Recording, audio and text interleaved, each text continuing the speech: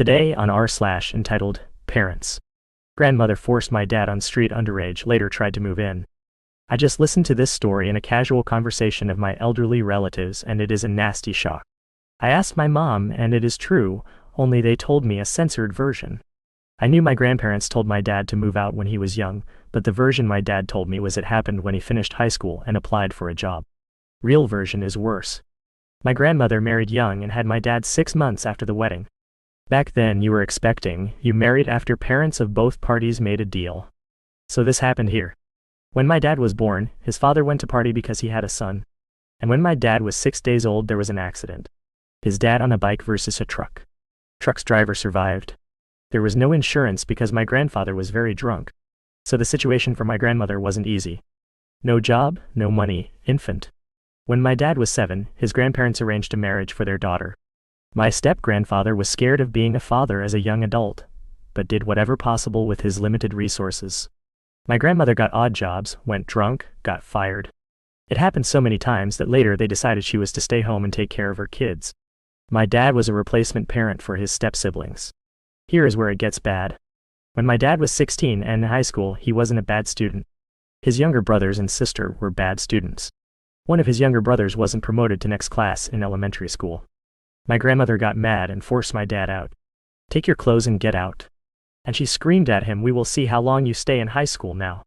Back then there were laws that kids were to stay in school until they were 18, and it was illegal to hire a minor. My dad got some odd jobs, parents of his schoolmates let him stay for several weeks, one of his teachers let him stay. And got a lawyer to check if emancipation was allowed in this case. My grandmother went to court and lied she never had forced him out, but he was a bad son. Always drinking, bad grades, always playing truant, beating his siblings and so on. That teacher had school records of my dad and somehow records of his siblings, but still no emancipation. Judge was in position to force my grandmother to take my dad in, but refused. My step-grandfather promised and delivered money every month. He was a better parent than my grandmother. Dad finished that high school, and there was talk about university, but then got a job, found a place to stay, met my mom. After the wedding they first lived with my grandparents. Supposedly many times strangers arrived asking for money my drinking relatives were supposed to pay. It ended when my parents got their own place. Several years of no contact and my stepfather died. They owned a flat that my grandmother inherited, no mortgage. Also she had no retirement money because she mostly didn't work, but according to our law had 80% of her husband's retirement money. So it was all set. She contacted my dad once to tell him he would never get that flat and his stepfather's money, so there. Fast forward more years and suddenly a clerk from a hospital calls. My grandmother had diabetes. Never treated, she kept drinking. More, she had money for vodka but not for utilities and rent. Got many notifications, ignored, drunk more. At a certain point was so in debt that it was more than the value of her flat, so she lost it. Her good kids had money for vodka but not for their mom. Her only daughter was married and wanted to take a credit, bail my grandmother and get that flat for her own kids. My grandmother didn't sign a contract for that flat. Just give me money and I will pay my debts. So my uncle blocked the transaction. First he wanted to help and pay, but not to give money when my grandmother takes all and promises to pay. So she lost that flat and some friends took her in. She badmouthed my dad and her daughter and son-in-law. Then one friend saw her real character, asked another person to take her in, then another and another. The last person returns home, and my grandmother and some of her sons are there drinking, and many valuable items missing. That person said nothing, because they were one person versus several drinking, but waited, and when the sons went away they called paramedics for an elderly lady with diabetes. She wasn't lucid and they weren't sure it was diabetes or all the alcohol. Cops arrived too and tried to blame that host. They had a recording of themselves begging the sons not to share alcohol with my grandmother. So cops couldn't arrest the host. Paramedics took my grandmother to hospital. She lost both legs. Hospital kept her for several weeks and she gave my parents' address as her own. So a clerk called my parents. They had to show all the documents and explain my grandmother herself went no contact, took credits for my dad, kept money he had to pay back, took a home her parents left for him and more. Hospital couldn't demand my parents to accept her. Actually my dad wanted to, but my mom asked, "What will you do when your mom invites your brothers and one of them is so drunk that he kills me or our daughter, Hummy?"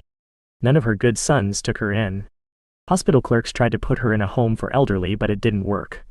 There was a rule, no alcohol, which she disregarded. She invited her sons, they had vodka, some items went missing from many rooms, you know the drill. Her daughter took her in and they moved to another place. They were to live with parents of son-in-law, that was the official reason. But it was 180 kilometers from our city, and there was hope. All the stepbrothers of my dad wouldn't visit. They had no jobs, some money from Adult Protective Services which used for vodka. They never visited. Promised a lot, never got to it. I know my parents visited several times and left some money that my uncle took. Not for himself, but for money. Some medical supplies or to hire a nurse.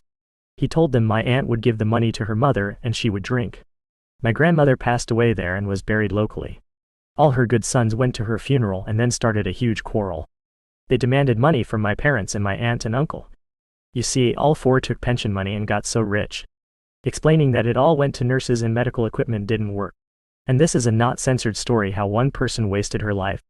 For our next story. I just learned that my deceased father blamed my stepsister for his passing. I cannot summarize accurately or briefly my whole situation, but I will try. My siblings, bio sister and stepsister, are all adults.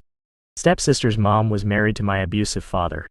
From what I gather, he was a horrible man, but I had blinders on for a long time and was frankly on the road to become something like him, but my stepsister is amazing.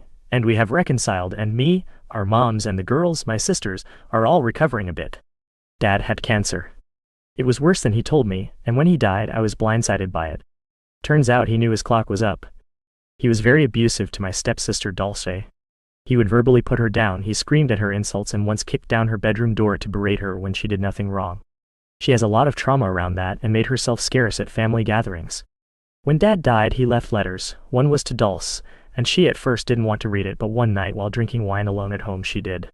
It's long, but the summary is that he got the terminal diagnosis right before writing this, and that one of the first thoughts he had was that she won.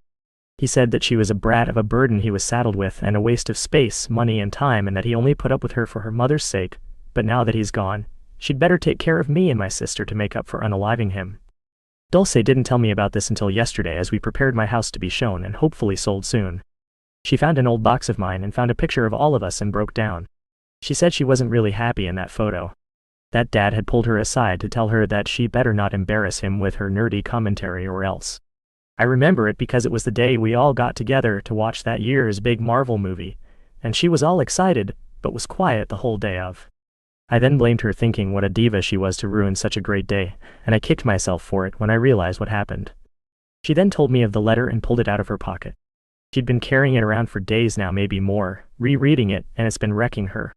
I was so curious why she was the only one who really seemed to mourn Dad's death with tears and melancholy, and turns out it was this letter. His last demands and last chance to twist the knife. I told her she did not have to look after me, and all she's been doing for me since Dad's death isn't necessary. She is not obligated to look after me or our little sister. This stopped her from crying because she then laughed and explained that she isn't taking care of her family for Dad, she is taking care of us because she loves us and would do anything for us. So much has come out about my dad, and I've gone from indifference about his passing to wanting to piss on his grave and stomp the dirt down. He was a vile man, but who the heck takes the time after learning the curtain is closing soon to not only do but write the mental gymnastics it takes to blame someone else for your demise like that? And then have your lawyer hand it to said person after they lovingly held your daughter, ex-wife, son and current wife close as they sort through the shambles he left behind. I can't even recognize this man I called a father compared to the apparent fiction I told myself was my father. And now, even while in regular therapy, Dulce is breaking down often throughout the week. She sobbed that it's her fault, that if she were smarter, not such a freak, or whatever that maybe Dad would be alive. After all he did to her, she wants him alive. Uneffing believable. Our last story for today. Advice needed. My mom thinks she's entitled to make my medical decisions. I, female 26, have been affected by intense pelvic pain for basically my whole life, with the pain getting increasingly worse as I get older. Even with doing all the physio recommendations given to me and trying various courses of painkillers, I still regularly have days where I can barely get out of bed. Getting help has been a slow and frustrating process made worse from a combination of COVID delays in healthcare, doctors being quick to minimize my issues or incorrectly dismiss them as normal feminine issues, and general bureaucracy. I have been reduced to tears many times in chasing medical information because the system is just so slow and disorganized. Keeping on top of the progress is basically a full-time job on top of my full-time work-from-home job. This all context for the fact my family constantly make me feel like I'm not trying hard enough with my undiagnosed health condition. Mom especially very insistent that my problem will just be solved if I get X surgery or do Y exercises. When I explain my doctors have already reviewed and rejected those options with me over the last few months, they just act as though I don't want to fix things or I'm being stubborn. At the same time, she is very worried about me doing anything that will show I'm not doing well. Doctors recommended I use a mobility aid several months back to ease the strain on my body, and when I mentioned this, my mom shut it down completely, insisting I'm too young to need it. She thinks I just want a walking stick in order to give up, or just because I want it. This is on top of constantly picking at my weight, which has been going up thanks to the fact I can't exercise the way I used to. How do I get them to accept my health isn't going to be easily and quickly solved? I do believe that someday I could be pain-free, but with the way my testing is going, I'm trying to be realistic that a complete solution is unlikely and a long time off. Edit. I don't live with my mom, but all my siblings do. I pay for my own medical appointments and she doesn't attend any, just assumes I lie about what is said in appointments. And those are all the stories we have for today.